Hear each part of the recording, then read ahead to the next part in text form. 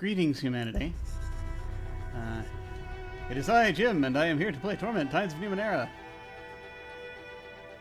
Or at least that's what I think I'm doing. Is this reality? I can't tell.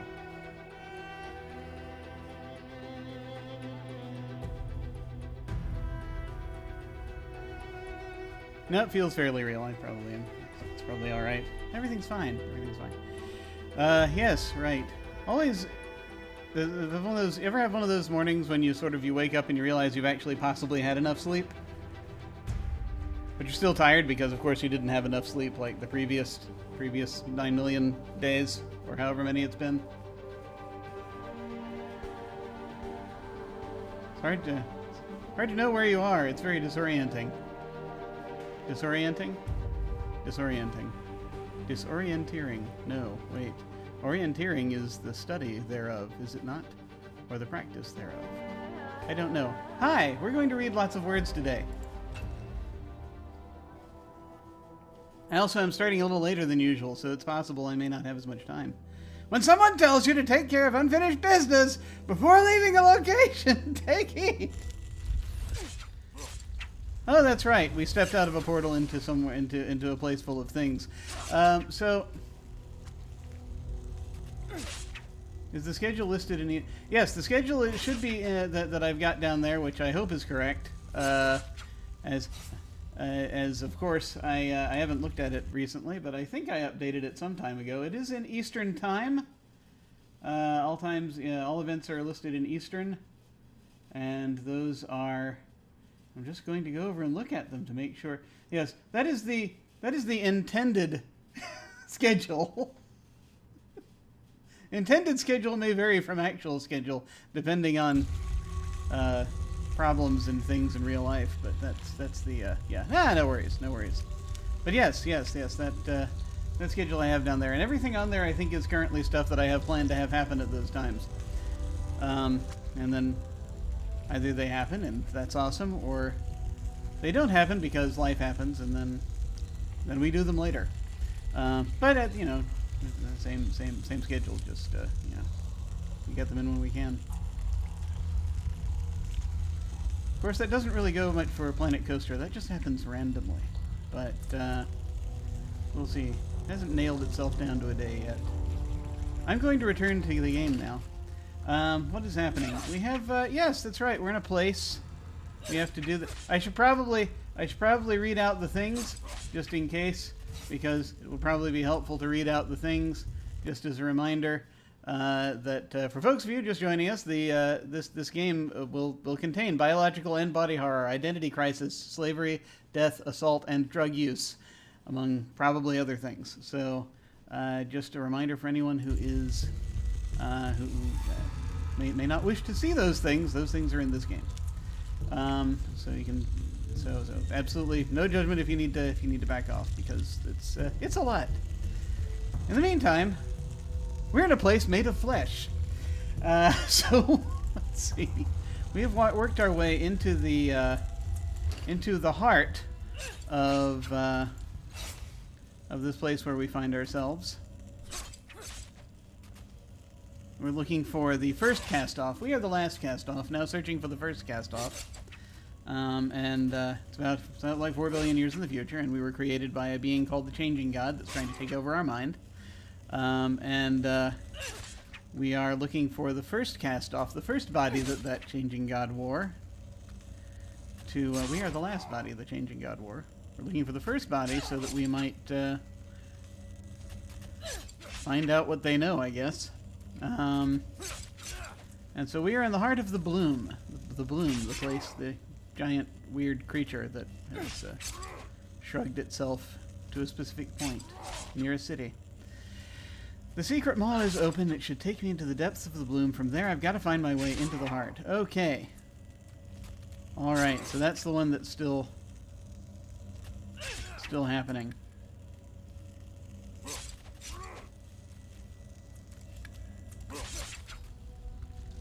So let's hang on. And apparently this is going to be deeply. Hey, Ozzy. Just back with Torment. Yeah, this is going to be probably a fairly big area wherever we are. We're in the Gullet. And we're having to work our way from the gullet to the heart. I think we examined all the areas before, yeah. Pillars of Abominations. Yeah, okay, yeah, we looked at that before. Wasn't there someone? Oh, there they are. Venetian, they say. Venetian. The man before you emanates gloom. Gloom! Gloom. His body is emaciated, and though he is quite tall, his hunched posture makes him appear shorter.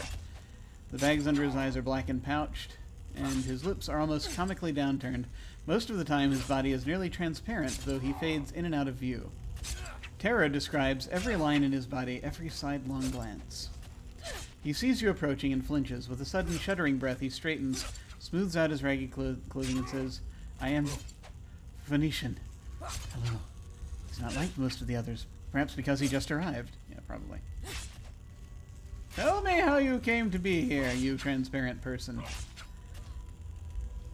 Are they transparent, or are they just overlaid? It's hard to see. I don't remember much, he says, touching a ghostly temple with a shaking... ghostly, there we go, they are transparent. With a shaking hand. I was following someone I knew. To help them? Cut them? His fingers press into and through his head, but he doesn't notice. Oh, God, if you were insubstantial but also to yourself, that would really suck. We, of course, are left with the question of not falling through the floor, but, you know, the bloom might be actively involved in the maintenance of whatever this is. A maw burst from the floor. I felt crunching. He raised his eyes to yours. It was me, my bones, my body. But I'm still here. He stares through one of his transparent hands. Every day the bloom takes more of me. I'm fading away. There is no way out. I've been here long enough to know that. Yeah, God, what was it? Yeah, no, he probably was trying to cut the person because the heart takes predators, apparently. That's what they want. How'd you get here again? No, I wasn't paying attention. What can you tell me about this place? The Gullet, they call it. This is where the bloom's food is digested, where fear fades to despair, where we wait to dissolve or to die. He swallows. I've survived longer than the others by hiding in the shadows. The ones that fight each other are always looking for prey. He covers his eyes, but you notice they're still open, and his hands are transparent. I've seen such strange things here, such horrible things. God. Yeah. Ever have that nightmare where you don't want to see a thing and you cover your eyes, but you can still see the thing? You said you see strange things, like what? I spent a day watching a bulge move down the wall over there, he says, pointing.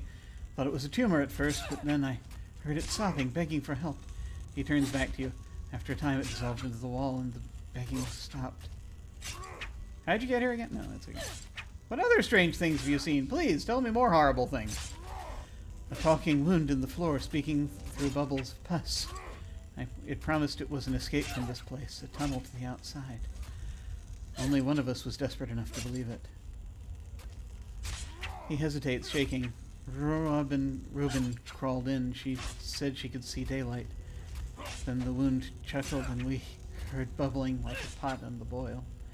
He closes his eyes tight. She screamed for hours and hours and hours. What other strange things have you seen? God, we're a little too eager to hear this.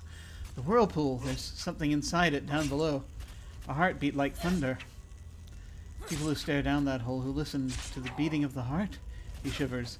They can't walk away. They lean closer, closer, and fall in. They fall in smiling.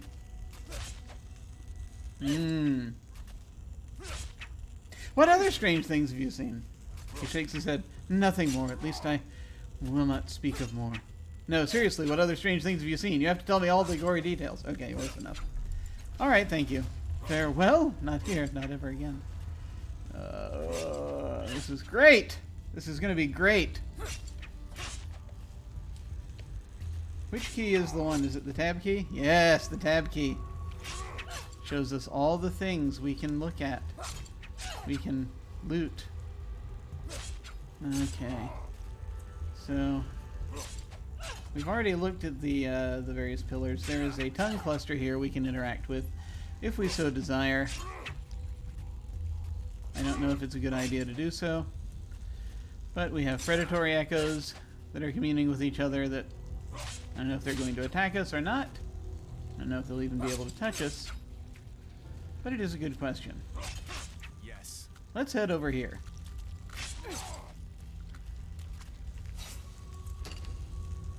This area is going to be difficult because, like, you want to map it, but also, do you want to map it?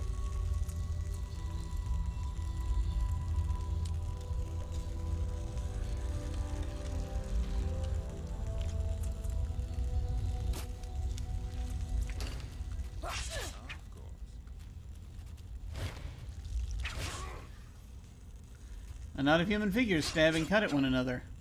Snarling like beasts, all of them are semi-transparent, fading in and out of corporeality. There's a strange mismatched group, and they seem to be attacking one another randomly. If you remain here or try to move past them, they're likely to see you. Let's back away quietly. You are good at this. Oh, we'll keep it at 70%. That's fine. I don't feel like spending anything yet. You carefully retrace your steps. The combatants don't seem to notice, and they go on with their fight. Yeah, so about that, yeah, we should probably, let's play with the tongue cluster for a while.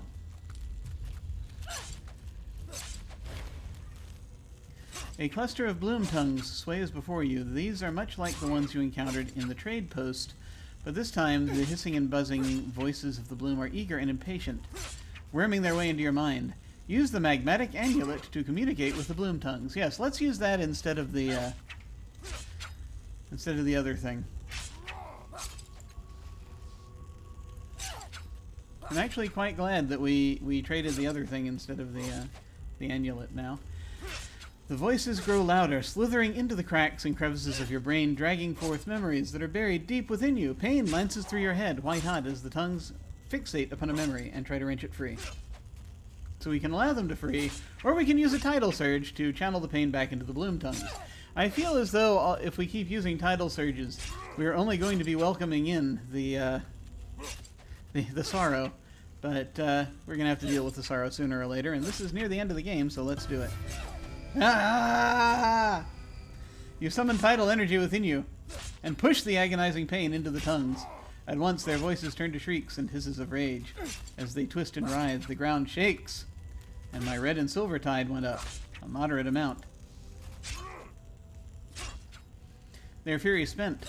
The bloom tongues sag against each other, and their voices fade to feeble whispers. With the aid of the amulet, you may be able to seize control of them. Let's do that! I have 75% without even trying. I have 95% if I try a little. You reach across the barrier that separates your consciousness from that of the tongues. They try to resist, but your mind is stronger, and you silence them. As long as you maintain your connection, they are yours to command. This cluster of tongues is another tiny locus of the bloom's consciousness, extending throughout this chamber. Beyond that, their influence fades, but they control most of what happens here, and now by extension, so do you. Send the combatants in the middle of this chamber to some other part of the bloom. That'd be a good idea. Reopen the portal to the Shrine of Chila. That too might not be a terrible idea. Not that I need to go through it right now. But one never knows. Try to sense what's happening outside this chamber. The roots of these tongues extend beyond the limit of this chamber, where they are joined by countless more, twisted and knotted together. They chitter and screech in a million little voices, snaking downward toward something else. A vast, unfathomable presence that subsumes them all. A great pounding noise rises from the place where they are converging, lighting up all the nerves in your body with every thunderous beat. Whatever it is, it's very close. That's comforting.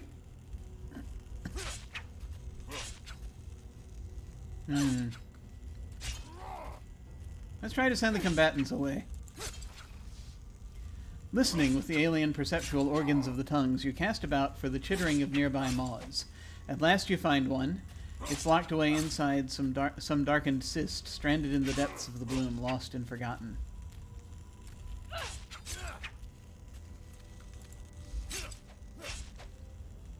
Ah! Well, You force some of the slumbering bloom voices in this chamber to call out to the maw, and its own set of voices responds. Understanding your intent, the maw opens a portal on top of the battling shades, sucking them away and spitting them into the isolated cyst where it dwells. They won't find their way back here for some time, if ever. Excellent. Should we do another sense around? Roots of the tongues join. These tongues join millions of others, twisted and knotted together, descending from the upper layers of the bloom. You can sense a great thunderous beating sound from the place where they all converge, which isn't far below this chamber. Okay, we're going to be heading down. I think that'll probably tell us everything. Okay. I mean, if we can reopen that portal, that probably wouldn't be a terrible idea. You call upon the alien perceptual organs that are strewn throughout the chamber, pulsing sacs of blubber, hollow protrusions of bone, and wriggling tubules. Tubules! That's a fun new word. That see into other dimensions. None of them detect any sign of the portal that brought you here. The secret maw has closed, or hidden itself perhaps, and you cannot go back the way you came. Okay! Well, that's enough playing with the tongues for now. You release your grip on the amulet, and the voices of the bloom tongues fade.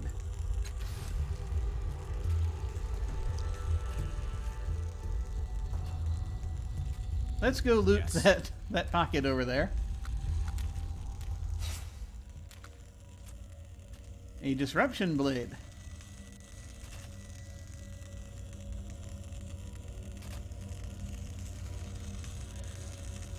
Alright, we'll see if that... We'll check that out in a minute. Fleetfoot moss, refined, and shins! In case we want to buy something from the heart of the bloom. Alright, let's see. Just out of curiosity, this blade that we just picked up. Speed weapon. I mean, I'm keeping this on me, the improved transdimensional scalpel, because, I mean, when else do you have the opportunity to wield a transdimensional scalpel, I ask you? But this does 8 physical plus 4 damage per effort applied, max plus 12. On a hit, confirm material disruption, minus 3 armor active, 2 rounds. Oh, I can look at it. I keep forgetting I can look at these things. This finely crafted longsword has lines of red energy running down the blade into an energy core in the weapon's crossguard, with words from an unknown language carved into the lines in tiny lettering. Whenever someone is struck by this weapon, the red core releases disruptive energies, destabilizing the enemy's protective garments. With my specialized perception, I see that the shifting lettering on the blade spells out the word Vandraven. Or Vandraven, depending on which side of the room you're standing. When the sword is held by another, the letters shift but spell out the same word in whatever lettering or language the carrier will best understand. The word itself has no known meaning. Cool. Let me just double check to see other folks here and see what they're carrying weapon-wise. Your sonic blade, it's a light melee. Let me go back here. Actually, this is a medium melee weapon. Okay. I think we want to let Matkina keep the light weapon because that's kind of a specialty thingy. You don't have a weapon. Perhaps you should have a weapon, and you've got your big quick ice axe. So yeah, let me give, for goodness sake, let's give this weapon to Tiber. Did we take Tiber's weapon at some point? Was that what happened? We probably did. Here, have a disruption blade.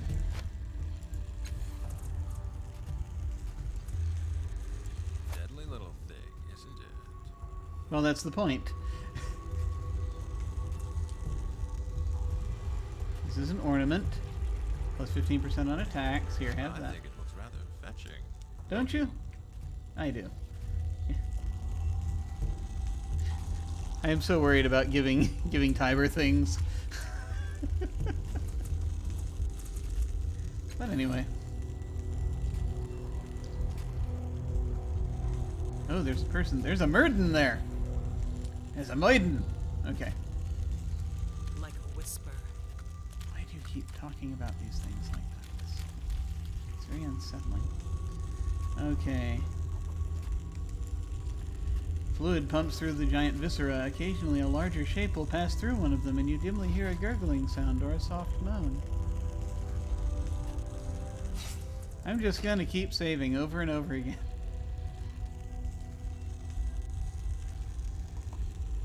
Because saving is important. Especially since we're so close to what is probably the end of the game. I think.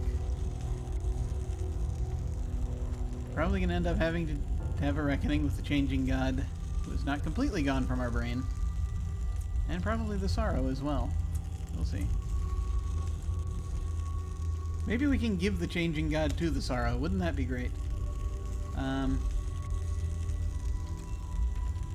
still searching.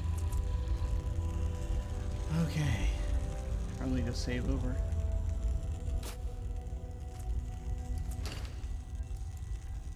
Greetings, Murden. The down of this Murden is patchy and streaked with its abhuman blood. Glassy eyes filled with hatred stare at you, and its beak dribbles foam. It cradles a ragged bundle fiercely to its chest. As you approach, the Murden blasts a field of static into your mind. You involuntarily step back, unable to get any closer to the creature. That's true, we don't have a translator.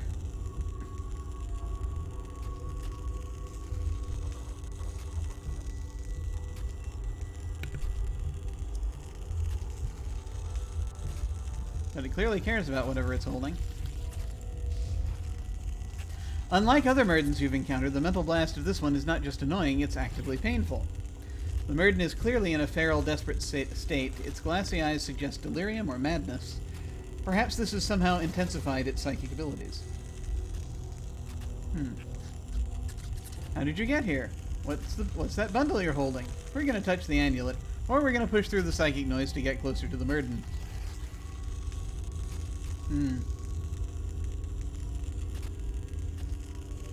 Will the amulet do a thing? Maybe. I want to try this first, though, because we're going to keep it at 75. I want to conserve what I have. The Murden's mental shrieking batters your mind, but somehow you're able to overcome the pain and step closer to the Murden. You can reach out and touch it from here. The Murden's beak open and closes, snapping at you in a desperate attempt to hold you off. With one hand, it tries to conceal its cloth bundle behind its back. I mean, leave the Murden alone. Why bother the Murden? Those are the only options?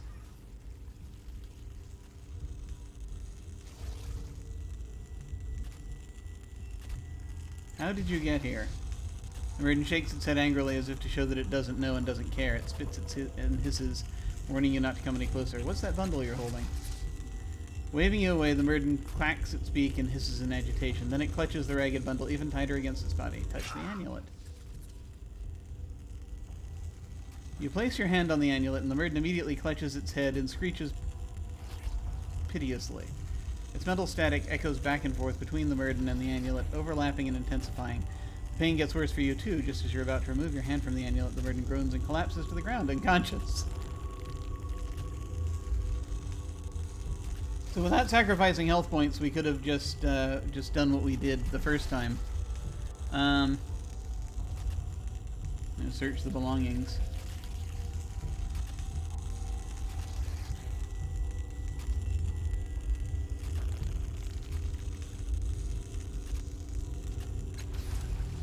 I think we're going to try and do that because I know we're going to be stingy with our health points because we don't know. We're in a terrible, dangerous place, and I'm frightened. So that's kind of the thought here.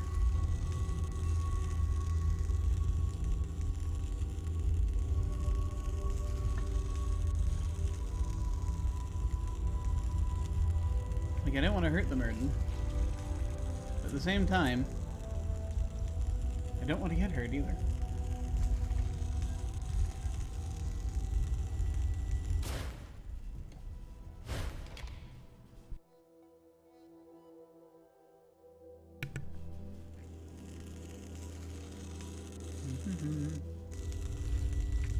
Also, yeah, I have a, I'm going to try to adjust something real quick, also, because I am remembering that,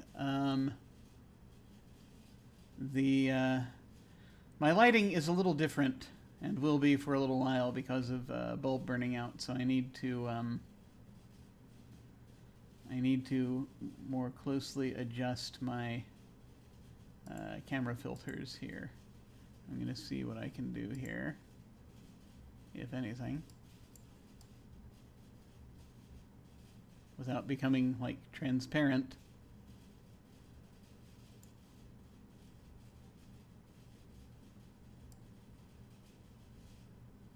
If I can manage not to be transparent. Okay. Just a tiny bit of just a tiny bit there. Okay. Just a tiny glistening. But we'll see how that goes. We'll try that. We'll try that for a while and see how that goes. Okay. Burden take 2. Okay, we did all that. What is your name? What is your quest? 75% is good enough? Good enough. Knock the Murden unconscious. There we go. Gold Tide raised a tiny amount. Damn it! You hold the creature by the greasy down of its neck and deliver a quick punch to the base of its skull. Its static field immediately dissipates and the Murden goes limp in your hands. It releases its grip on the ragged bundle it was trying to hide. Now we shall search the Murden's belongings. Oh, it was guarding an egg! You unwrap the ragged cloth bundle that the Murden was trying to hide from you. Inside, you find an egg-shaped object of pearly white synth. Okay, so it's not a real egg, it's an egg made of synth. It's a little hard for me to explain off the top of my head what synth is, for anyone who may not know.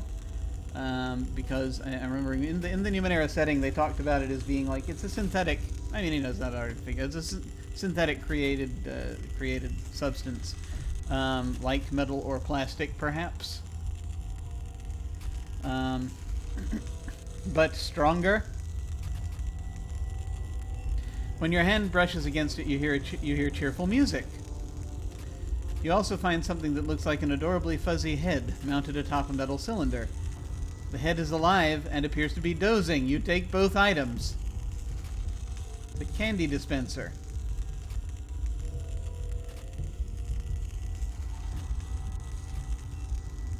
With a living head. Oh my god. Okay, I think they've just officially reached peak horrifying at this point by describing this candy dispenser. I'm at... Oh yes, go forth, fix the internet. Fix the internet for all of us. Everything is so wrong. No, it's fine. No, this candy dispenser, I'm just terrified at its description now. Synth egg. This egg-shaped object is made of pearly white synth. The moment you touch it, a lively tune begins playing in your head, and the egg adheres to your hands, preventing you from accidentally dropping it. Okay. It's a quest item, apparently. Search the Murden again. The Murden's pockets are filled with gobbets of raw bloom meat that have been gnawed and spat out. These disgusting strips of flesh are intermixed with a few worthless trinkets that no one, besides a Murden, would find valuable. Leave the Murden alone!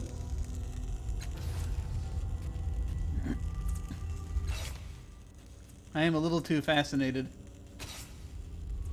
now by this. Okay, we have the egg. The egg is the quest item. Which I'm not going to use the item yet. I might. But apparently there's also a candy dispenser in here somewhere. Oh, there it is. Oh my god. It's even more terrifying than I thought. This usable. This rectangular device is topped with the head of a furry, vaguely feline creature. The head appears to be dozing. Occasionally it makes soft cooing sounds in its sleep. Oh god!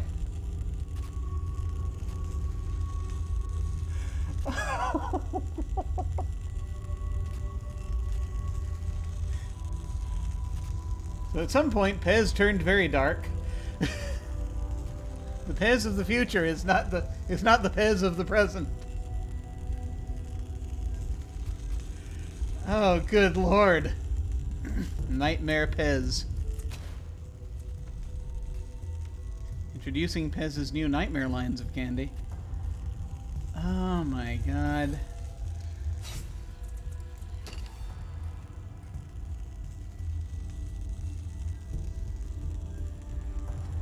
I have to save before I try using either of these items. I don't know what's going to happen. I am terrified to find out.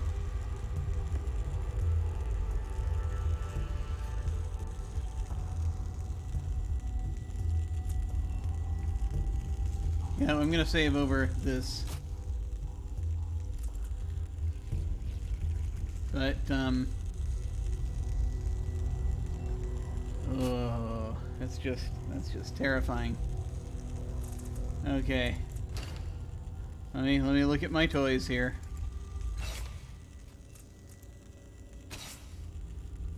So, I want to see what happens when I use the egg.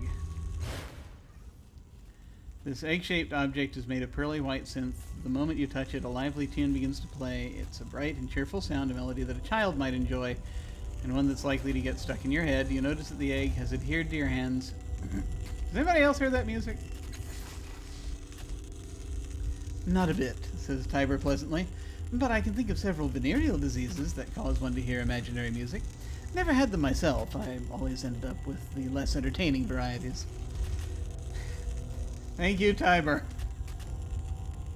Let's examine the egg more closely now. You appear more closely at the smooth white surface of the egg. At once, an image takes shape. As if the egg itself is a view screen. It's a bird's eye view of you. In the image, you're holding the egg, gazing into it. All around you, little creatures dance and caper. They're the size and shape of toddlers, covered in pastel fur of mauve, orange, or baby blue. With huge lustrous eyes and wide, furry ears, they begin to sing along with the music. You don't understand the words, but their voices are high-pitched and full of excitement. Look around to see if the creatures are in the real world. Pulling your attention away from the egg, you glance around, but you don't see any of the little creatures. Apparently, they only exist in the weird image on the surface of the egg. Keep watching the scene on the egg.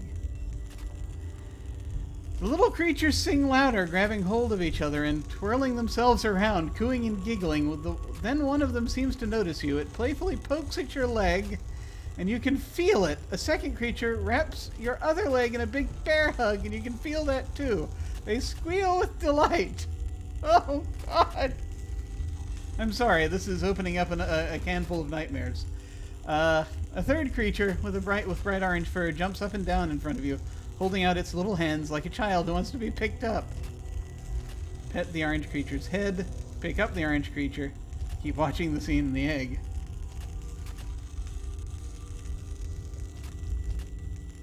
This is a dangerous choice to make. I'm going to pet the creature's head. You lean toward where the creature's head should be and reach out one hand. Sure enough, you can feel its soft fur and the firmness of its flesh. You scratch the top of its head and it purrs contentedly. Oh God, I'm going to pick up the orange creature. You stretch out one of your hands and the little creature clambers up your arm, giggling. On the surface of the egg, you can see it clinging to your body, pulling at your clothes and your hair. Even though the creature isn't visible in the real world, you can feel the pressure of its little hands, and you can hear its laughter, even its breath, close to your ears. After a few moments, the little orange creature tires of its game and leaps off your shoulder with a whoop. Oh, thank goodness. Okay. Well, it didn't try to eat our brains. That's good. Hi. We're playing with a terrifying orange creature that doesn't exist. Actually, we're playing with an egg that I think is a child's toy. Probably? I don't know. Keep watching the scene in the egg. I can't look away.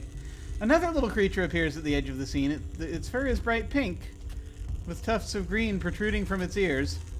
It isn't dancing or playing. Instead, it's watching the others while bobbing up and down to the beat of the music. One of the little creatures capers past. The pink creature extends its arms for a dance. Yee! The other creature squeals with joy. The pink creature takes hold of its arm and tears it from its socket. There we go. There we go. There we are. There it is. Okay. Just waiting for the turn. I was just waiting for the turn. There is the turn. Right here. Yep, there it is. Okay. Suddenly, the little victim is shrieking in pain as the pink creature tears it to pieces, shoving limbs and steaming entrails into its mouth. This is not a child's toy. The victim's head survives longer than it should. And it's still screaming when the pink creature yanks out its eyes, pops them in its mouth, and smashes the head to pulp. When it is finished, the pink creature looks directly at you, not the version of you in the image, but the real you, watching from the view screen on the egg. It smiles. I don't know whether it's a good idea to keep watching.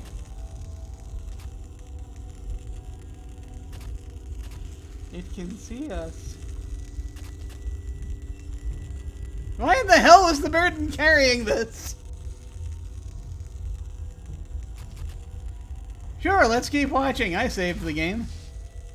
None of the other creatures seem to have noticed what's happening to their playmate. They still romp and frolic about, singing their incomprehensible song. The pink creature dances over to another unsuspecting victim. It's the little orange fellow who was so excited to play with you earlier. This time, the pink creature rips open the other's belly and thrusts its head inside, feasting on the victim's innards while it wails piteously and thrashes about. Oh, we're taking damage now. Finally, the other creatures do notice what's happening. They scream in terror, throwing up their little hands and scattering in all directions until they've vanished from sight. With a happy little burp, the pink creature tears apart what's left of its second victim, leaving skin and fur in a shredded pile on the ground. Then it walks up to you and takes a bite out of your leg. The pain is real, and so is the wound, but your scream catches in your throat and you don't make a sound. Keep watching. See, I don't know. Or, you know, we could shout for help. Or we could put the egg away. We could stop this at any time. Is there something to be learned here, I wonder?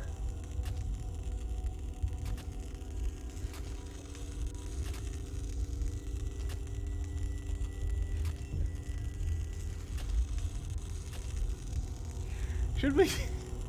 This is terrible. This could be an endurance test? I'm not sure. What is the purpose of this? We just took some damage. I mean, we've got plenty of health still. If we, you know, that's 1 out of 52. So, I mean, they can keep doing this for a while. Okay, let's keep watching. Oh, more damage. Okay. The pink creature stands close to your leg. It looks up at you, smiles again, and begins to climb your motionless body. You can feel it moving slowly, deliberately, hand over foot up your leg, then your back. Its breathing is calm, and it giggles to itself. Without warning, another sharp pain tears through you. The creature sinks its teeth into the flesh of your back, ripping out a hunk of flesh, chewing contentedly and swallowing before resuming its leisurely climb. So we could shout for help. Or we could keep watching. Or we could put the egg away.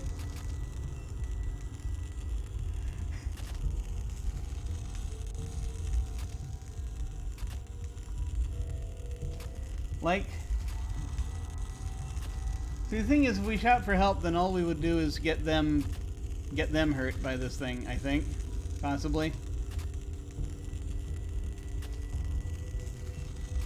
Why are we even doing this? Okay, let's keep watching. At last, the creature reaches your head, wrapping its little arms and legs around your skull. Your skin crawls at its touch. One last time, it turns its furry face to look up at you, the real you, and smiles. Then it lowers its head and tears out your throat. You sink into darkness. I'm faltering. I'm hurt. I guess this is how you get into the labyrinth from here. Yep, there it is.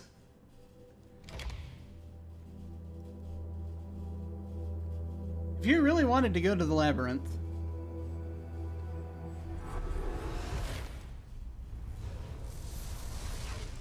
Hey, what's up, Boom? I'm back. I don't know what happened. I can't. I just can't. Hey, how are you folks doing? Everything okay? We all good? Here, I'm gonna navigate through you all so that I can talk to you.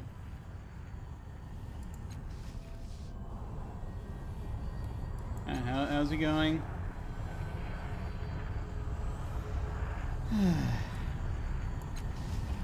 What have you seen? Someone else made it. Yeah, okay. Alright, yeah, no, that's good. That's fine. That's wonderful. I just had a very traumatizing experience, so I'm just going to hang with you transparent people for a while. Is that cool? Is that cool? Because I feel that would be very helpful. Oh my god. The Sorrow's Fathom, where we've been to all of these. We don't need to do any of this. Okay, alright. So after a few moments chilling with the transparent Katina people, I'm going to go ahead and restore the game. Because whatever I did, I don't think I did the right thing.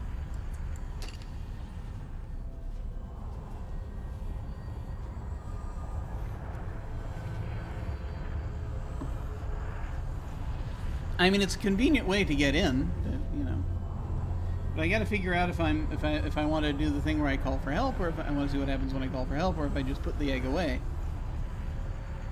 or if I do a thing where I set the egg on the ground. That was an option at first.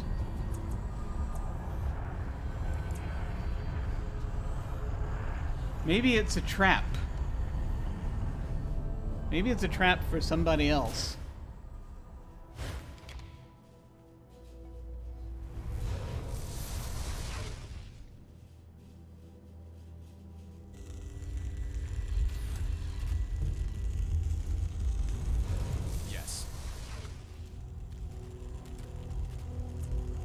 I mean, I'm very curious, which is part of the problem.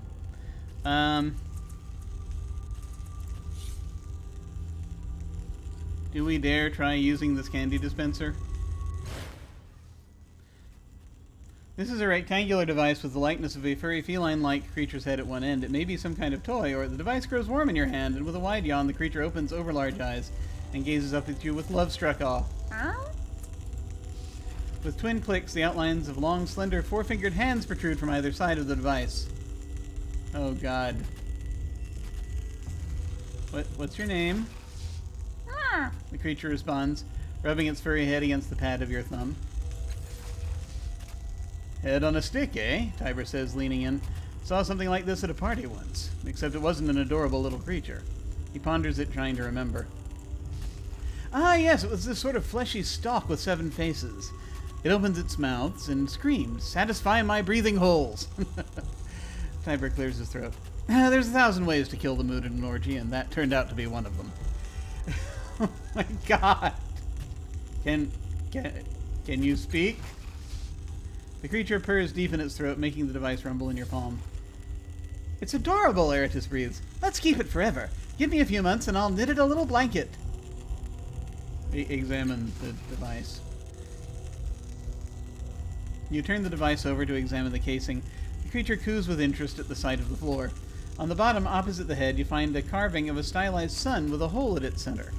You don't recognize the symbol, however, and can't tell if it's a maker's mark or something else entirely. It's the invisible sun! It's intruding into this reality! Okay, sorry. I mean, we already... Creature was by a sun carrying... It doesn't mean... Can you speak? No. The device rumble in your... Okay, we're going to squeeze the protruding hands, heaven help us. Oh, look, a pastel blue candy. Holy crap, okay. This apparently heals 30 points of health. You pinch the hands against the side of the device. The creature says, its eyes widening. A tiny bulge moves up its tinier throat. It spits out a rectangular tablet with a tiny poof. Pastel blue candy. Oh, that's... Yeah. 30 points of health and permanently increases intellect by 1. Holy crap. It's a hell of a candy. An obnoxiously cute feline creature spat out this rectangular tablet when you squeezed its hands. It smells of fruit, yet it feels inorganic to the touch. Holding it makes your skin tingle, a sensation that promises great mental succor if you ate it. We'll think about that. We'll think about... I don't know. That's... You pick up the object, it smells of fruit and makes your skin tingle. You look back at the creature. It says, its eyes darting between the tablet and your mouth. Apparently you're supposed to eat it. Means the protruding hands again. We're gonna put this dispenser away. I've had enough of that. I don't know if you're supposed to do more things with that, but I think there's only so much. There's only, yeah. There's only so much of a sentient candy dispenser you can take. You know what I'm saying? Oh, God. Let's go back to the comfort of the egg.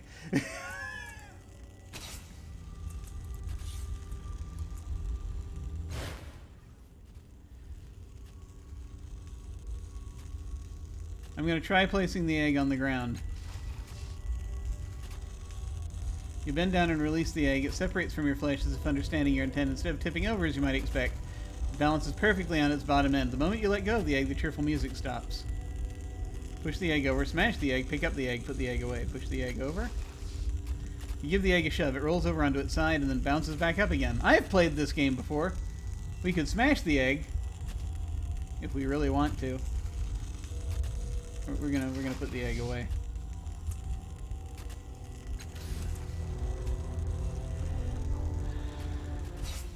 These are terrifying items.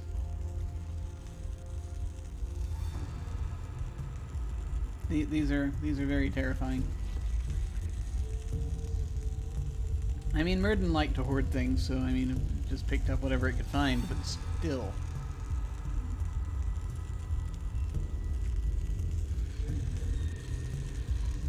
It's, I don't know if we're supposed to use it as a trap for someone else,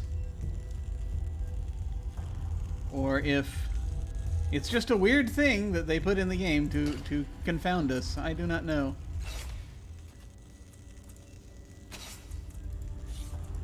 We're going to take one more look because, of course, we are.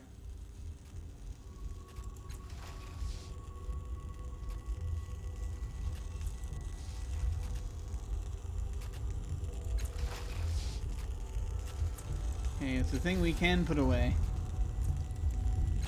So it doesn't stop us from putting it away. That's good.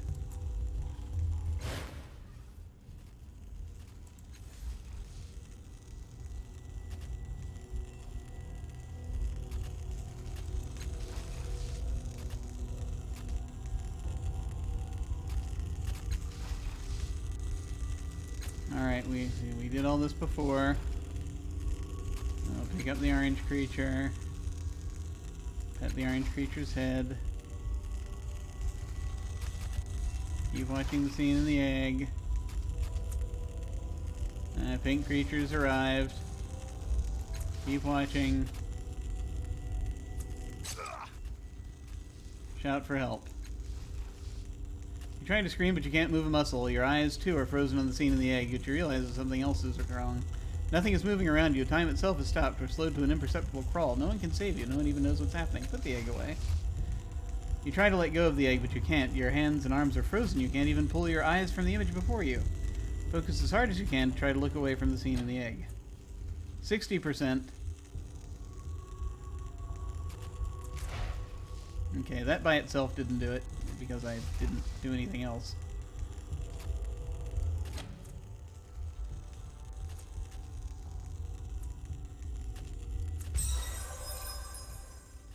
I spent way too much on that.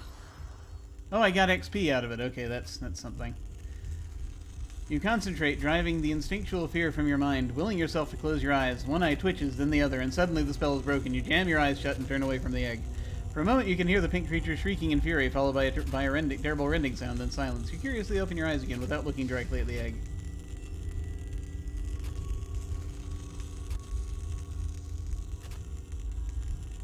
Look at the image on the surface of the egg. We're just going to keep doing this. Gain 4 XP.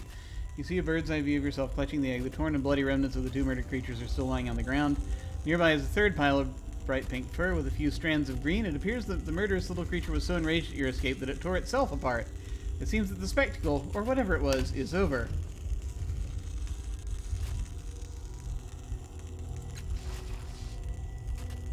The scene on the surface of the egg is silent and unchanged. You see a bird's eye view of yourself clutching the egg. Nothing else stirs.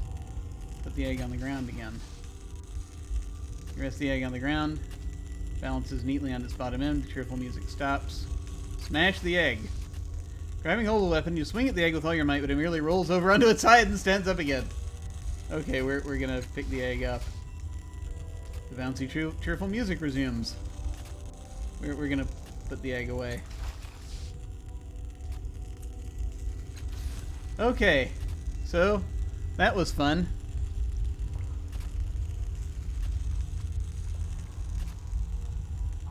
We're just gonna keep going. That was, yeah.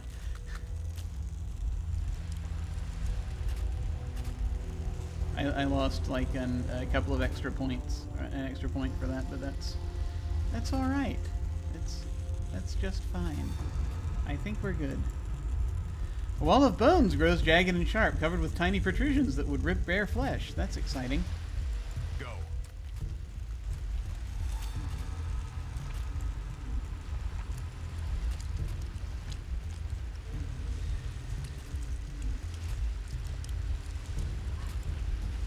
This fat, blubbery flesh is soft and yielding, threatening to suck you down if you tried to wade through it.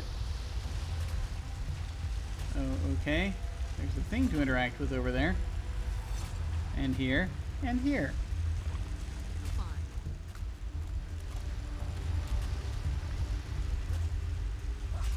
And there's a person over there. Oh, this is the whirlpool. I remember being warned about that. I think I hear more people fighting. Go.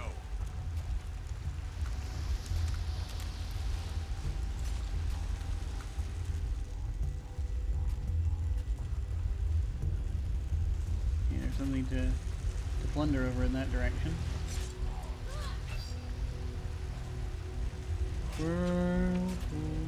Okay. I'm gonna save the game again.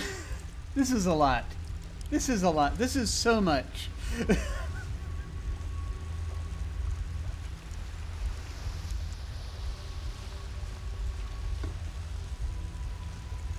This is really a lot.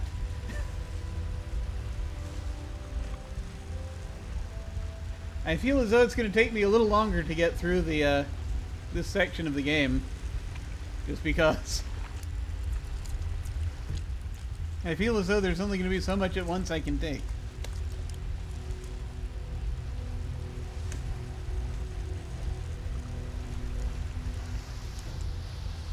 That is definitely a thing. Okay. Let's have a nice little chat with this person. Xiaowan? Siobhan? Hi. Despair lines the face of this ghostly figure. His aquiline features are clean and strong, his head shaven, his eyes, empty sockets, are bleeding, but they turn to you. Hello, he says, his voice is deep and sepulchral. I'm glad you're here. Kill me, please. He looks substantial. Really? Looks a little transparent to me, huh? He's fading in and out, really. Oh no, he's yeah, these are his thoughts. He looks substantial. Could he have arrived here without being eaten? Maybe. What happened to your eyes? Why are you standing here? Why do you want me to kill you? What happens if I kill you? Try to kill him with a normal weapon. Slash his throat with a transdimensional scalpel. Why do you want me to kill you? He looks at you, shocked, and speaks slowly. Why do I want you to kill me? Are you completely blind? Look around you. Look at this place. Do you think I want to dissolve here? The bloom is eating me, digesting me, and I'm stuck in its gut. What life is left for me? I'm already dead. Anything would be better than this. What happened to your eyes? I don't know, he says flatly. I came here too long ago, and memories are the first things the gullet takes. Then hope, then the senses. He looks down. All I know is that I've been here a long, long time. Why are you standing here? Listening, he says with a slow nod in the direction of the whirlpool. It sounds like a heartbeat, doesn't it? He leans forward ever so slightly. It sounds like peace. Perhaps you should jump in. Oh, God. You ever think that standing near this thing is what's making you want to die? Don't do it. Don't even think about it. Yeah, Did you ever notice? Blue tide, excellent. He goes still for a moment, considering your words. Perhaps, he says at last. Or perhaps it's the fact that I'm trapped here and I'll never ever escape until I'm dead. But have no fear. I'm not giving myself to whatever is down there. He leans away from the whirlpool ever so slightly. I've seen what happens to those who throw themselves into those waters. His mouth twists. They're torn apart, but they don't die. They live on as part of the bloom. We hear them weeping sometimes, or screaming.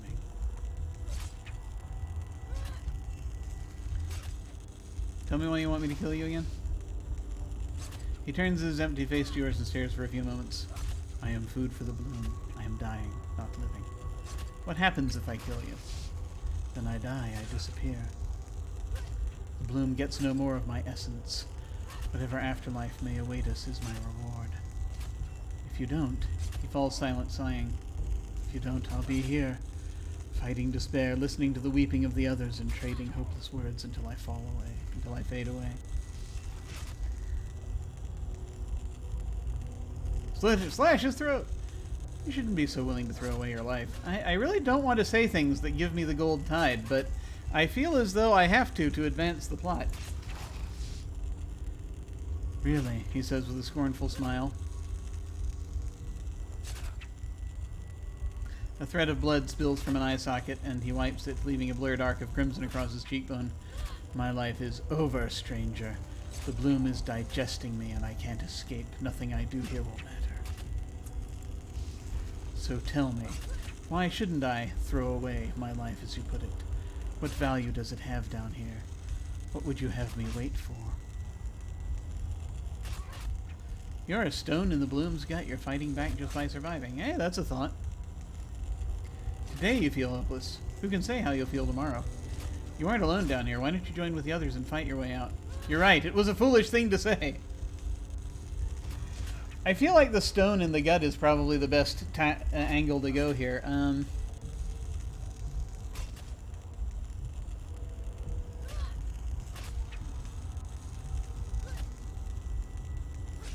Joining with the others and fighting your way out is the thought.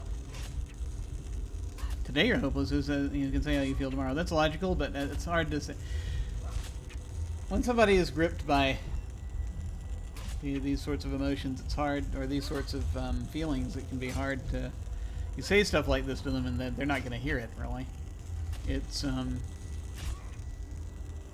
because to them it's not going to be true. But we can say this. Oh, red and silver. Damn it! His anger subsides a little and he chuckles to himself. He chuckles despite himself. That's a pretty way of looking at it, but it's also a lie. No one is fighting here. We're waiting to die, and I'm tired of it.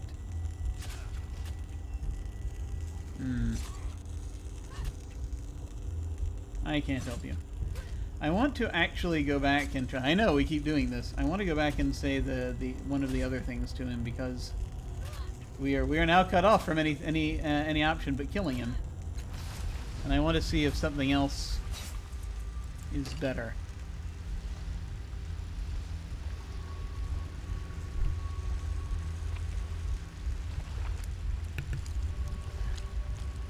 Would you like to go for a ride in another person's brain? I've got plenty of room. Welcome, come into the labyrinth.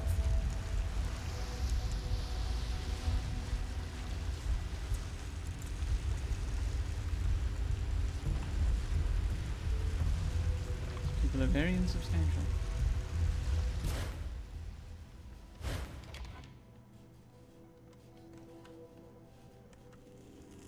The tides that I want to be dominant are blue and indigo, but right now blue and gold are still dominant because I have this sad tendency to keep picking things that are kind, and I must not be kind if I want those tides to be the dominant ones, but the gold keeps rising up. Okay. I'm just going to go through the tree here.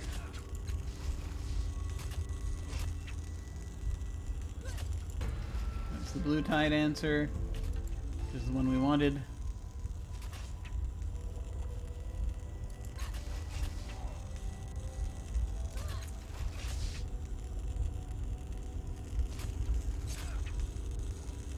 Okay, you shouldn't be so willing to throw away your life. And fight your way out. You feel hopeless. You can say how you feel tomorrow. Let's try this one. It only gives us the red tide. Hopeless, he snarls. That's how I'll feel. Trapped, dwindling, dying, and you'd have me wait for what? What's the point? He falters his eyes again. I'm tired, stranger. That's all. I want this to be over and done with. I don't think we're going to get anything but red tide on this.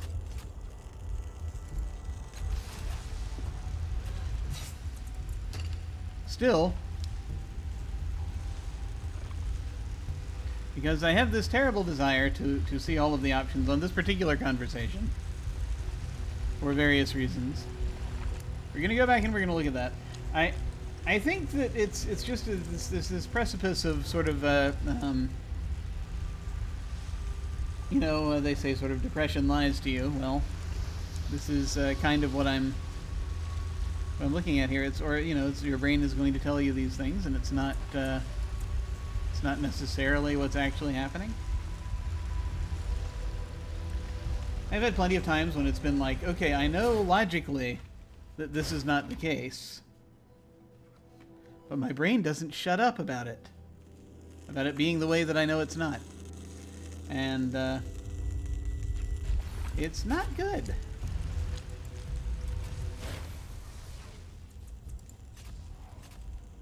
We're going to go through the tree again here, just so that we'll have said these things. Perhaps you should jump in.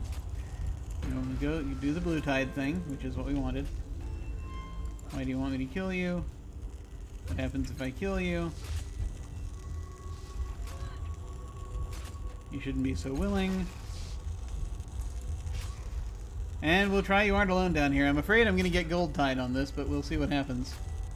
You're right, it was a foolish thing to say. Indigo tide. Okay, excellent. That's a good one. Have you seen the others? Most of them are wild beasts. The rest are losing their minds. No, stranger. There's no hope for us. No future. Only the horror you see before you. I can't help you. I'm going to come back and perhaps help him later. But right now, I'm not going to do it. I want to wait until I think it's like the last thing I can do.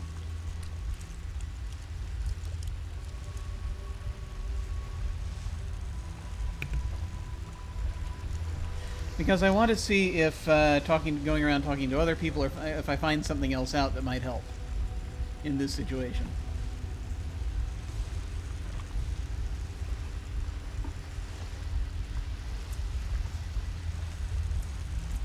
I'm going to go ahead and save over.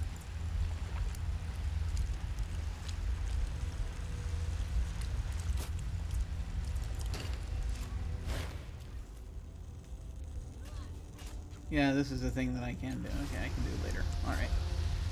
Okay, so now we can either tinker around with the whirlpool, or we can move around further in other directions. Let's see, what do we have? Where do we have the least amount of space? Hard to say, because these could snake out in a couple of different directions. I guess I'm going to go... The smaller looking pathway is down this way. I'm going to go down this way.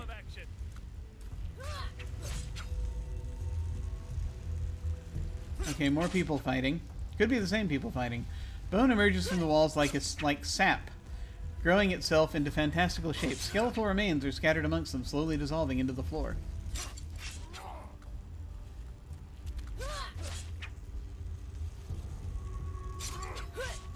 Yeah, the predatory echoes are still here, including a Murden, it looks like. Who are these folks? They're hard to see.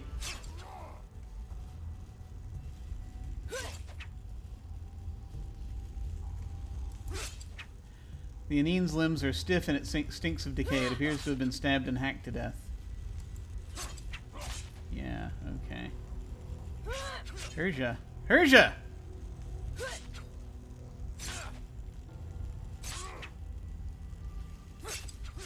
I thought you got away.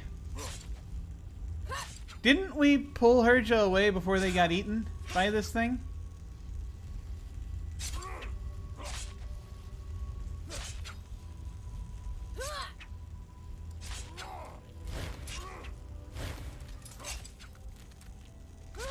For a moment, you don't recognize the slightly transparent apparition because blood obscures her features. When she turns toward you, though, the sight of the armor and her memorable hair sparks your memory. It's Herja, the Angulan Knight. She is digging at her forehead with a piece of sharpened bone, and her hands don't stop even as her eyes focus on you. Her mind is not blank exactly, but flat, like a painting with no light or shadow. You're not here, Herja. You left little Neeliash alive, a free woman. You're a trained warrior. Surely you have the willpower to calm yourself before you do something rash.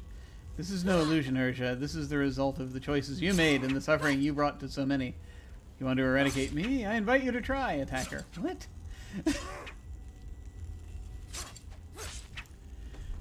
I feel like this is... okay, take care, Matt. Thanks very much for hanging out. I appreciate it. Have a good workout, please. But let's see. Let's try saying, you're not done here, Herja. You left little Neeliash alive, a free woman. Not that that'll help this version of her. A flicker of doubt crosses her face. What you did at the Maw. You and that bloated pretender, Garkoto. You broke me in two? You made me into this? You scum. You're in league with the mutants to destroy the Angulan Knights, aren't you? Aren't you? The rest of me is still trapped in that prison in the mutant cesspool. Her eyes narrow. Oh, you're just lying. This is her guilt, I think. You're a ghost. Actually, or it's the lack of guilt. This might be her lack of guilt. You're a ghost. You're a piece of Herja that was eaten by the bloom. The real Herja regrets her actions. You're the worst part of her. Ha ha ha!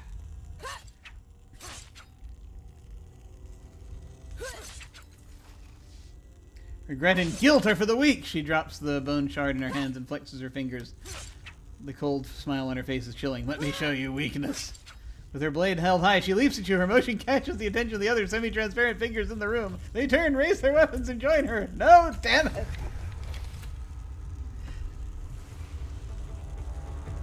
I'm not even at the point that I feel like I would lose these fights. It's just that I don't want to have to deal with them, really, more than anything else. I only want to deal with them when I feel like I have to.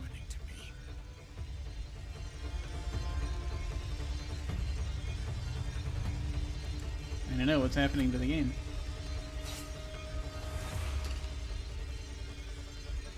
And I feel like I could have talked her out of that.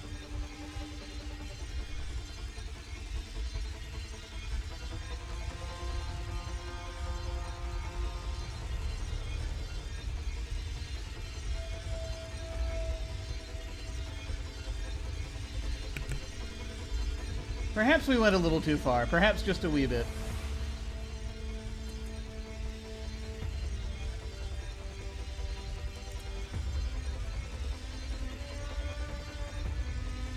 I've played this game for 76 hours.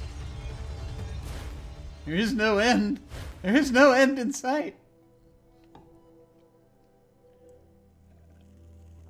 There's no way out.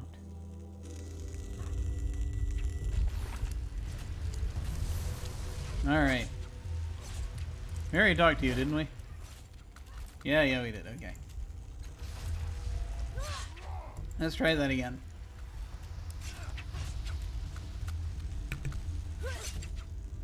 Go.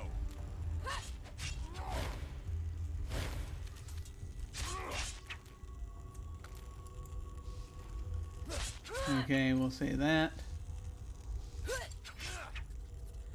You're a trained warrior. Surely you have the willpower to calm yourself before you do something rash. Let's say that. And let's have him say that because he's better at this than I am. Although, let me see here. I have 50%, 70, 90. I can get up to 100 with the expenditure of 3. 70, 95 with the expenditure of 2.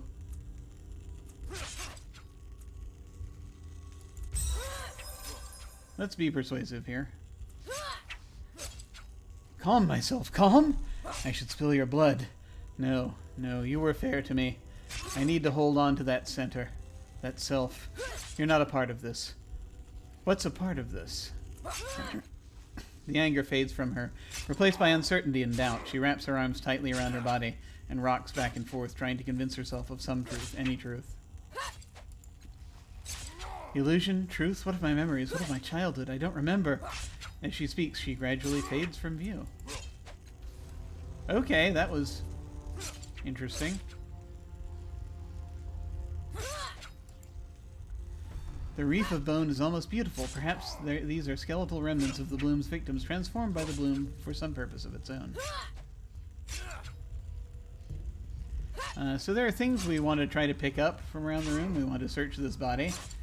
And we want to head over here and loot whatever that is. But there are proprietary echoes in the way, so we have to think about it.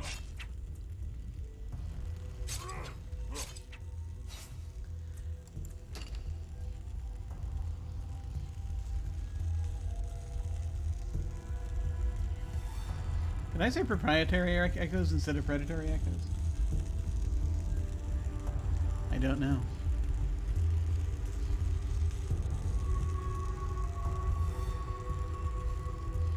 These echoes will only work on this device. Okay.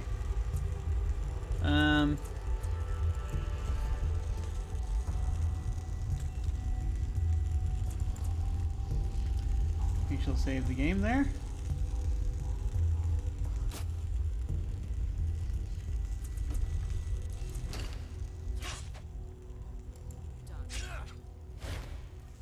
Well, damn.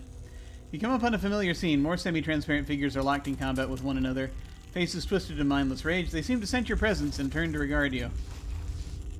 This one is not like us, whispers a Bloom cultist. He was not eaten by the great devourer. No, agrees a woman who is dressed in the rags of a slave. He is here for our pleasure in these final hours of our lives. She raises a weapon. Her comrades do the same, baring their teeth and hissing like animals. And we have this happening again. There is a thing I want to check and see. I want to check and see if I can actually... Having seen them here, I have to wonder if I can actually move them without having to deal with this. Because there are a lot of them, and I don't really feel as though I want to deal with this right now.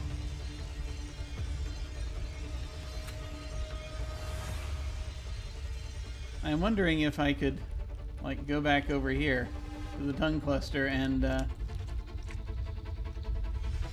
move them again, because that might be helpful.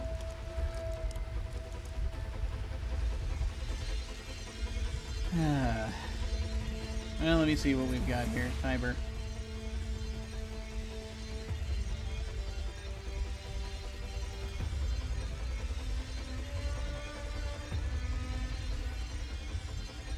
One, two, three, four. There are like 5 of them.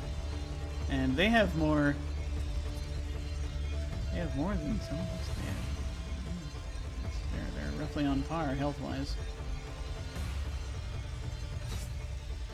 Let me try one more thing before I... before we get into this fight. Just because, you know, like I said, I don't... I'd rather not have to worry about it if I don't need to, and I feel as though there's going to be a major conflict coming after this.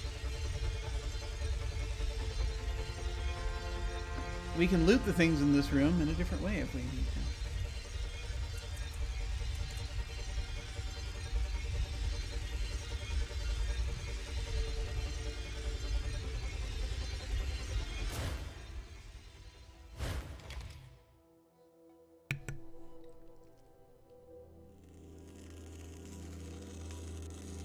But that's the point, is like if we can see these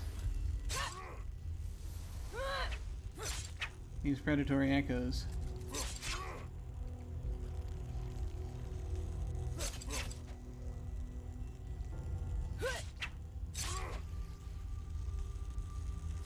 I don't really want to deal with them in that way.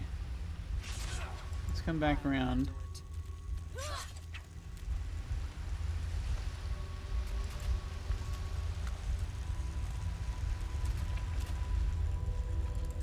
Because we moved them once, we might be able to move them again. They might not even be the same ones. And there are more of them than there were before. So let's try this again.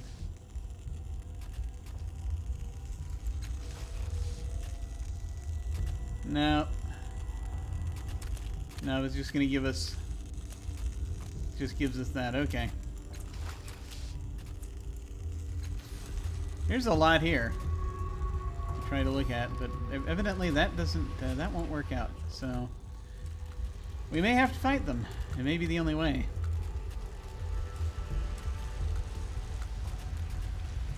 Or we could give them the egg. That might be fun.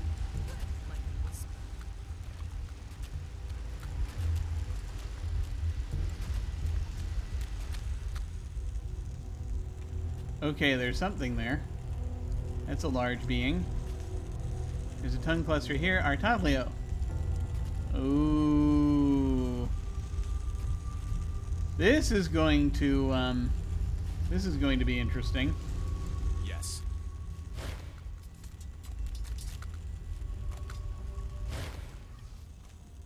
A washed-out, somewhat insubstantial Artaglio bowls toward you. The boozy cheer has vanished from his red and blotchy face.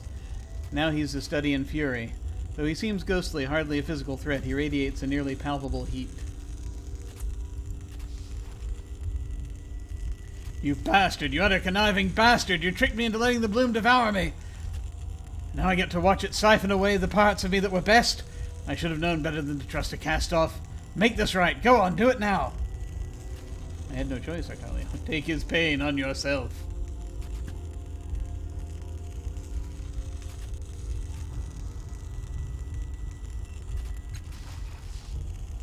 He spits, no choice? You had plenty of choice. You didn't have to open them all, but you did. You did, and you fed me to it. Just like a Castoff. Just like all your accursed kin. I can't believe I listened to him. I was the one with no choice. It seemed like something you wanted, no, needed. I wanted to help you, Artaglio. I did what I thought best for you, for me, and for your soldiers. You questioned me, you followed me. You made that choice, Artaglio, no matter how charismatic I am. I don't need to explain myself to you, Artaglio. Walk away.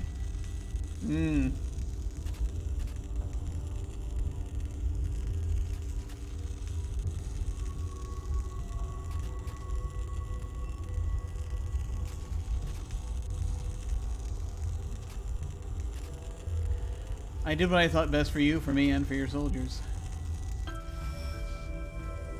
Of course, you did what you thought was best, just like the rest of your kind, you imperious, lack-witted murderer! Always sacrificing the mortals! Ooh. He throws himself at you, howling, and for a moment you see the man who was the hero of so many battles in his youth. You throw up your hands to defend yourself, but this isn't a physical attack. His body passes through yours, and you can feel him inside your mind, worming his way into the heart of your being. You feel his angry presence awaken in the labyrinth. He's achieved a kind of immortality there, or at least a new lease on life. Ironic that a Castoff should grant it. Oh, great. That'll be fun. And we took damage.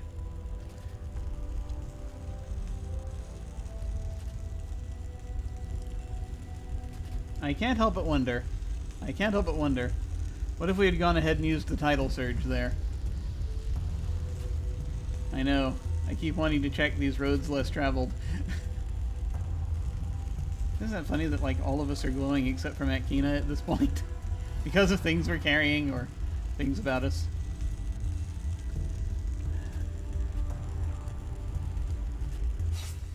There are so many very, very deep, important choices, actually, for each individual character that we're having to make here now. And they're coming in rapid succession. These are important story points, I think.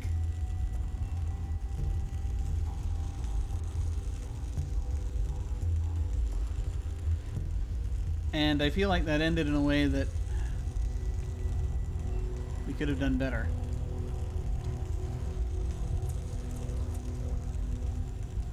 Oh wait, no, I don't want a new save game.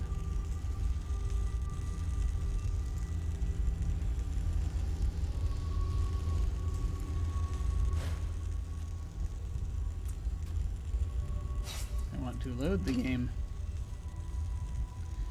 For that is what we shall do now. It is, it's the, and I know it's, I'm sorry, I know, I wish the saving process were faster, but, it's one of those things where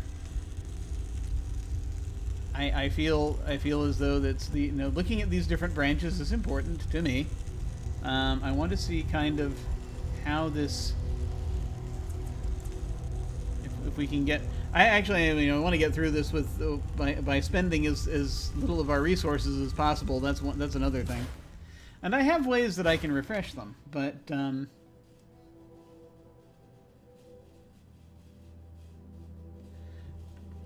it is a thing of import to me. Okay.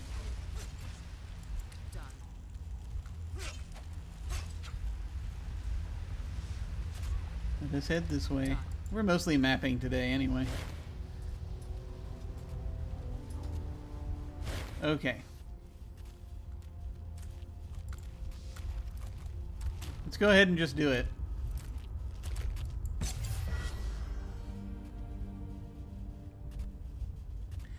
Force spills through you as you pull Artalio's pain and anguish from him, gathering them into yourself. His emotions feel like knives, and you momentarily relive his horror, at being devoured alive, the maw stripping essential parts of him away as it consigned the rest of him to this slow devouring hell. His pain and fear and suffering rack you to your very core. But your gold tide went up.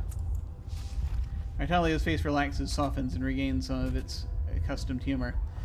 It's not so bad, Castoff. It's the dying alone that worries me, but now I feel like someone will remember me at least. I can offer you more, Artalio. I can absorb you into your mind if you'll let me. Better than all this. So we're going to have him in our head anyway, just perhaps having suffered less damage, I hope. He considers your offer. Got any rum in there? He smirks. I'm sure it's better than dying here. Do what you need to do. Actually, forget it. Okay. Well, here we go.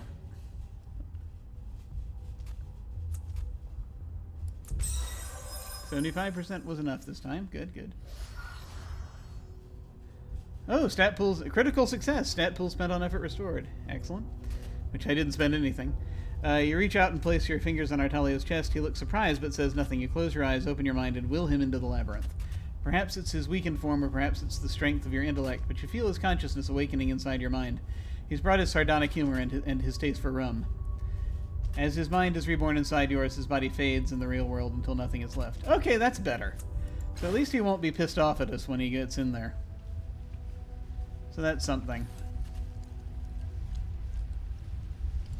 Let's go. So that is good.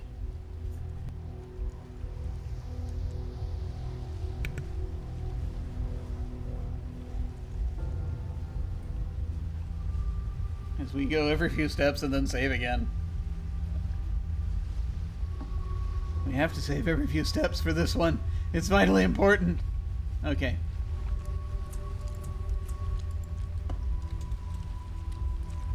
Here. We are retaliated. Ha ha ha. Okay.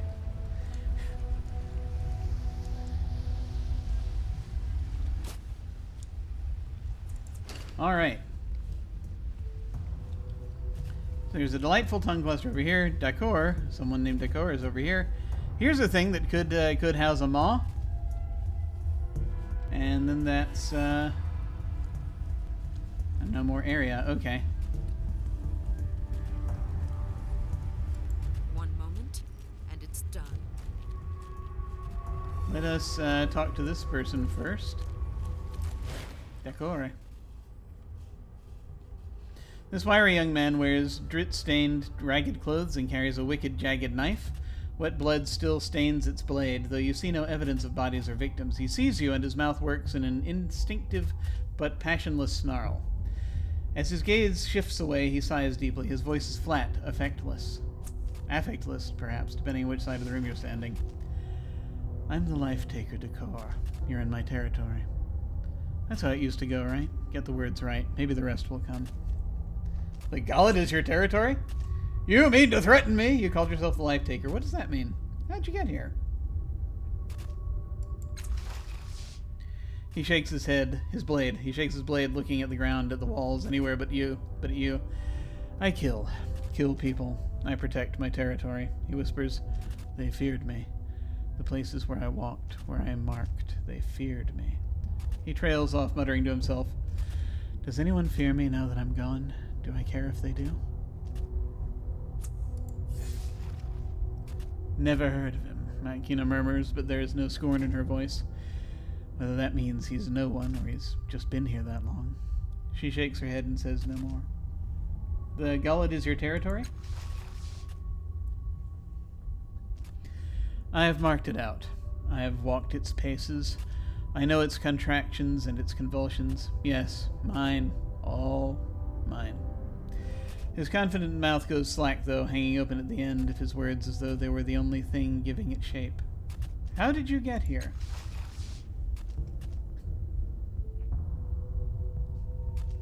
I came to the bloom to kill an old friend. I followed him deep into the vast and winding ways of this fell beast. He led me through a narrow vein, and then, he shivers, gritting his teeth, a maw took me, bit down, chewed and chewed. He looks around. And this is how Decor dies. Not at the hands of a mob or on the end of a levy's blade. No. He chuckles or sobs. The Gullet of the Bloom. The biggest predator of them all. Yup. Tell me about the Gullet. People. He begins, licking his ghostly lips. People dwindle here. Like candles or starving men. The bloom eats us bit by bit until only the despair is left. Then we sink into the bloom, or throw ourselves into the whirlpool, or the maw takes us, or... He trails off, brow contorted. So we wait, we sleep. We try to stay ourselves. Where is that maw that you mentioned? In these walls, he says, throwing out a limp hand, in the floor, somewhere nearby, waiting. And it doesn't eat flesh or fear or murderous rage. No, it eats despair, and it waits until we're full of it, full to bursting. Ah, so it's despair, eh?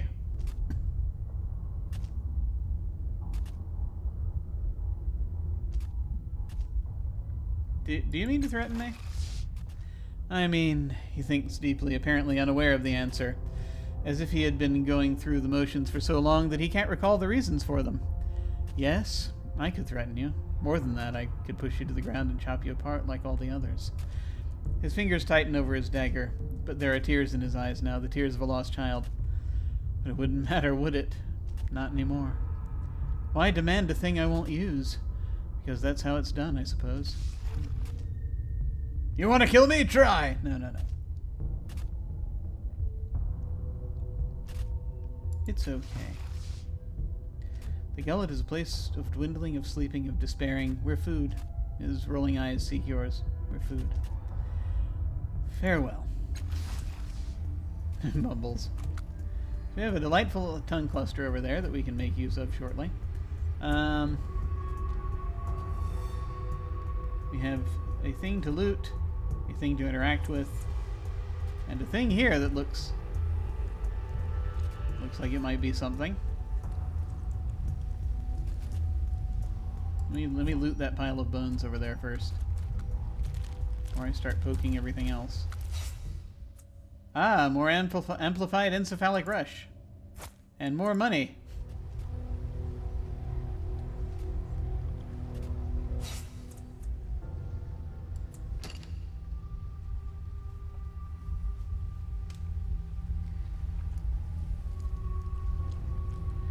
Alright. Let us see.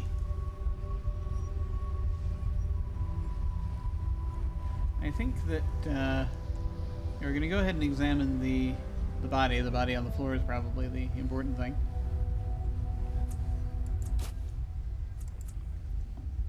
And then we shall look at that wall. And we don't actually have a lot of time left, but I mean we can play with the tongues. Yes. Now. Might give us some idea of things. Okay. At first you're not sure what you're looking at. It seems to be an enormous suit of metal armor, or perhaps some sort of exploration suit.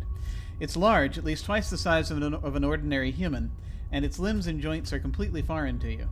Even if you could somehow find a way inside, you'd have to contort yourself in ways the human body was never meant to bend. It has a visor or faceplate at its top. Let's examine the suit more closely.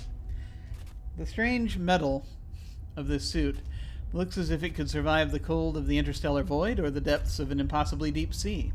When you push on it, it gives just a little bit and expands by the same amount. The bloom flesh around the suit is puffy and irritated, almost infected. It seems that the bloom is trying to absorb the suit into itself without much success. There are a number of tools and strange devices attached to the suit's right hand. You might be able to extract one or two of these if you're careful. Let's look inside the faceplate. Some visitant lived inside this suit, a creature with multiple eyes scattered across its face based on the skeletal remains you can see inside. At least you assume they're eye sockets. They might have been some other alien orifice. Oddly, the creature had no visible mouth or jaw. Okay. Let us try to salvage the devices from the right hand. Oh, okay, that was not too big a deal. Most of the attachments are broken or corroded, but through some careful maneuvering, you're able to detach something that looks like a spray canister. A test squirt produces a glob of quick-drying liquid synth, a highly effective sealant. Once you detach the device, you notice that there's more machinery deeper inside the suit's arm. This device is capable of spraying a powerful sealant material that could permanently close a medium-sized aperture or hole. It is too delicate for usage in combat. You scavenge the device from a large metal suit you found in the Gullet. Cool. Machinery lore and quick fingers will let us examine the arm for more components. So I can get up to 85, 100 if I spend 3 points. Akina's probably the best one to do this. She's at 60 and can get up to 80 with 1 and 100 with 2. Just checking. You could also get to 100 with 3 points. Hey, how about you? You can get up to 100 with 5 points. Let's go with Matkina. She's going to be spending the least on this. Okay.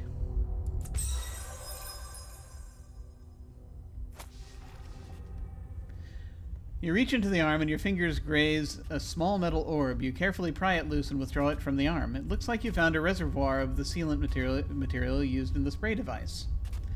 A sealant bomb. It's a quest item. This small metal orb contains a reservoir of sticky sealant material. It's too delicate for use in combat, but you could rig the orb to burst open and permanently cover and seal a hole. Cool. So we got a sealant canister and a sealant bomb. Anything else in here? Oh, there's more! Your careful examination pays off near the faceplate. See? See? Sometimes you do have to look at a thing 3 or 4 times. Near the...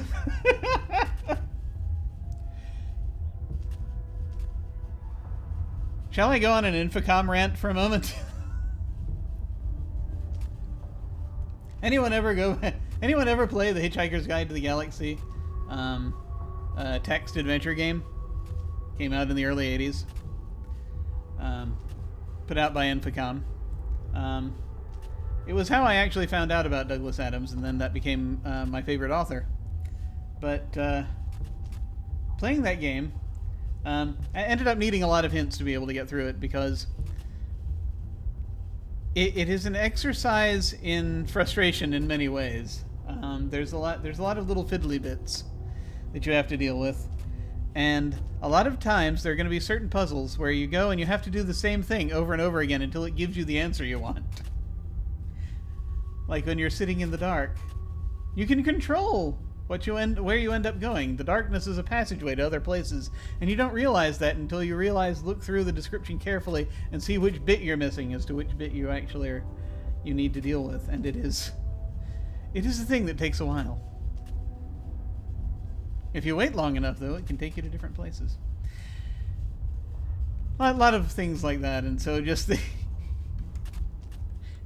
just interesting seeing here. It's like, no, you must examine this 3 times. Or some of us like examining things carefully and learning new things each time. It's a weird trade-off. It's an interesting story thing, too, to a certain extent. Because it's like, they reward you if you're more observant. But in any case, your careful examination pays off. Near the faceplate, you find a small detachable lens. It may have been used to focus beams of light or some other visible force. You detach it carefully and store it away. Diffractory lens. It's an oddity, okay. This lens was attached to the faceplate of an armored suit. It acts as a focusing apparatus for light and energy beams.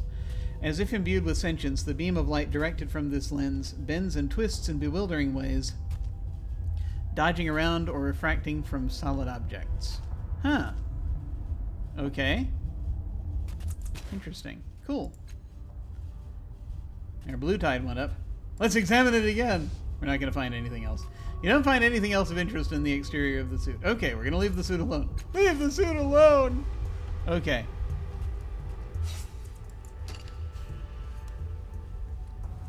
But that's also the reason that those old style adventure games, once again, that's for anyone who hasn't watched the previous like 40 some odd episodes of this. That's why I've trained myself to save so often. Because I'm about to touch something and I don't want it killing me. And I can't break out of it during the discussion, so this is what we must do. Yay, we have stuff. Okay, return to game. This massive pustulent wall of flesh looks like nothing so much as a herniated mass pushing out through the weakened walls of the bloom. You can't identify the function of the organ that is pushed through the skin here, but you do see a small crevice inside, or crevasse, depending on which side of the room you're standing. Closer examination reveals a space inside, a hidden space, large enough for you to rest without being bothered. Slip inside the folds to rest. Oh, this is where we can sleep. That's great. That's good to know. We'll think about that. Wow.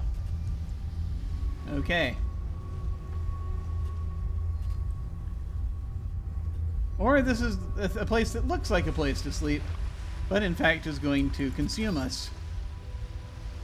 No, there it is. It's a sleep location. Even on the map it says so. And we have the whirlpool over here, which we're going to need to examine more closely. This thing in here, which is a fight, pretty much, to get a hold of things. But the things we find might be worth it. We'll see. A lot of scavenging happens in Numenera, just in general, in the setting in general. It is part of the experience. Let's touch the tongue cluster. Let's find out what happens then. We will touch the... I have to get going soon, but I'm going to go ahead and play with the tongue cluster first.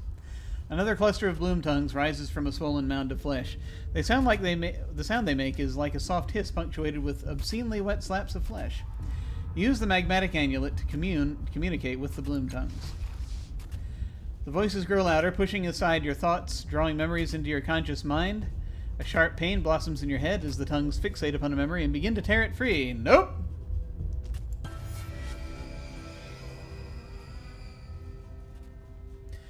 I'm worried about the red and silver tides overtaking me at some point, if I get too much of that. I haven't done a lot with the red or silver tides, though, so I should hopefully be okay, but, you know, there's no way to check where you are with all the tides, necessarily. Just one thing you can look at, and that's your current self. You summon the tide energy within you, and you push your pain into the tongues. They lash about, filling your mind with their shrieks of rage. The whole chamber shudders. Because, of course, it does. Oh, okay, that's just, you know, things you can use perhaps in this conversation, I don't know. Or during this conversation.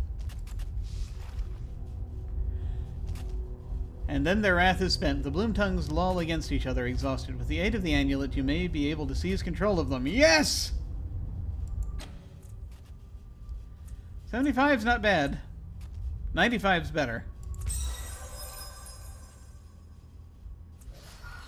Success.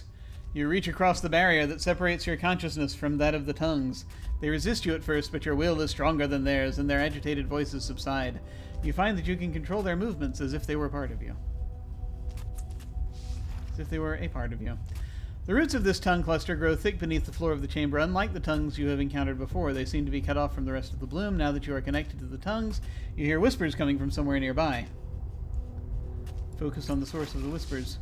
The whispers arise from a corner of the room, and you realize the roots of this cluster all grow toward that point. It is a maw, you realize. Another maw that has hidden itself from mortal sight. Indeed, by cutting off this chamber from the rest of the bloom, it has even managed to hide itself from other maws and tongues. This chamber is a blind spot, a locus of independent consciousness. It is, in a sense, a separate being, a child of the bloom. Good point. Try to sense what else is happening in the room. We're going to do that first. The tongue's roots form a tight web throughout the chamber, and their senses within its boundaries are unusually sharp. You can feel raw, burning pain where bloom flesh chafes against an ancient metal suit. Something about the material irritates its flesh. Okay, that was this suit. In time, it might be encysted, but until then, the tongues will endure the pain. You can also sense the presence of decor, but even to the sharp senses of these tongues, he is barely perceptible, thin and stretched, dissolving at the edges. A core of despair is building within him, and everything else is being stripped away. Oh! Yeah, it's going to take him soon, I think. Let's check again, just in case. Yeah. Force the maw to reveal itself. You whisper to the maw. There it is! You whisper to the maw, and your voice travels through the tongues and along their roots, joining the whispers of the maw, bending it to your will. After a few moments, the maw responds, shimmering into being in a corner of the room. Do we dare commune with the maw? You can sense the mind of the maw, old and patient and strong. Lines of psychic energy emanate from it to touch every corner of the room. Its whispers have a cruel and dismal edge. You sense long millennia in the dark, feeding upon the half-digested leavings of other maws. Okay, have a little more of a chat. No, that's the same thing. Okay. Alright, we're good. You release your grip on the amulet, and the voices of the bloom tongues fade. Now, we could feed this guy to the maw. I feel as though that's why he's here. Or we could just slice it open. But, that's going to be very interesting. That's going to be very, very interesting. Still, we haven't quite dealt with everything. We have a whirlpool here we haven't messed with yet, which we need to mess with soon. And this battle down here going on that we're going to have to deal with also, unless there's like some way we can skirt around it, which would be nice. I don't know if it'll be possible. I'll have to see if I can actually get someone like Metkina to hide and then come down this way and see if that will do it. Don't know if it will, but we'll find out very soon. But the time we shall find out is next time, because I am out of time. I need to get going. I must do the lunch thing. So I am going to save once more here. And we shall see how this goes. And I'm going to go ahead, and I think I'm still just going to save over the last save that we did here. For I think that will be helpful.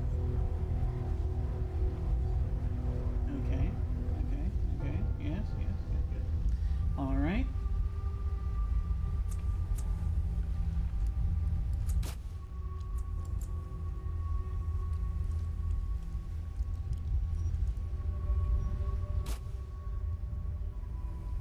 And that will do it.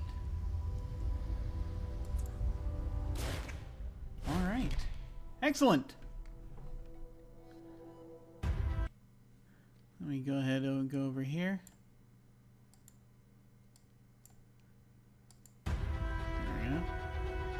Alright. Well, thank you all very much for watching. I appreciate it.